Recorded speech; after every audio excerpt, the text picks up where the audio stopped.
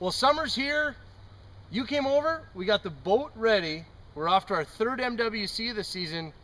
We're headed to the famous Oconto, Wisconsin in the Bay of Green Bay.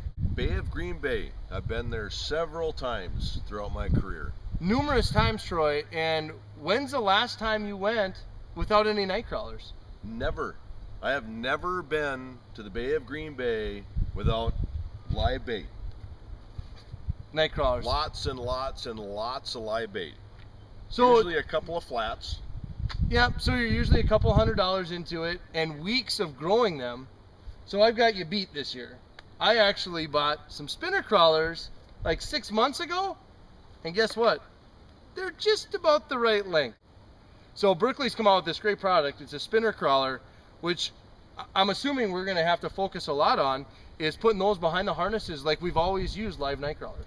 Yeah, they shouldn't make any difference at all. They're the right size. They got the right consistency of wobble to them, and they're very limber.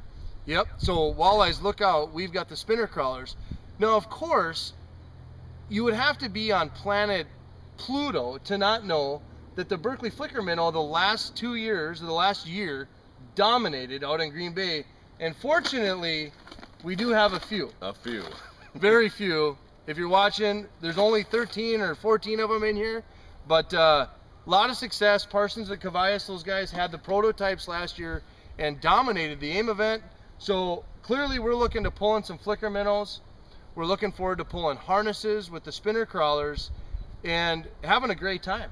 Yeah, you know, last time we were out there, we located a school of walleyes on a big weed bed on the corner, and at that time, you know, we were pulling the harnesses with crawlers over the top of them, and there was a lot of fish on that corner, and they were just on the corner, but we had to make 15 to 20 minute passes.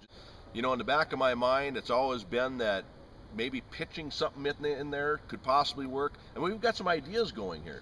Yeah, it's exciting to go out to a place like Green Bay that's been dominated with crawlers, and with an open mind and the Artifishalleyes concept, we're going with no live bait, and we're going to try and catch the same fish those guys are using crawlers with. Yeah, and that shouldn't be a problem. I mean, we've had confidence from day one, you know, hitting the tournament circuit this year and everything with no live bait. We don't need these. No, throw them in the garbage, get rid of them. In fact, we've been fortunate. We fished 2 tournaments so far in the MWC. We're sitting in the top 25 in points.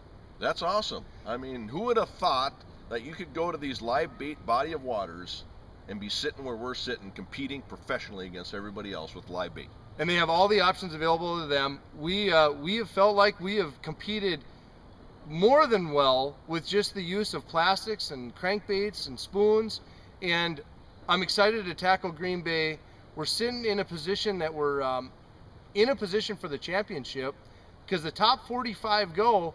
So we have another good tournament or two. We're going to be headed out to Lake Erie in 2015. We've done very well, and I believe we can continue to do that. Yeah, it's been a great season. Thanks all of you for checking it out. This tournament will be June 20th and 21st out of Oconto. We're hoping the Masters Walleye Circuit will have the live leaderboard up. As usual, we'll be posting lots of videos.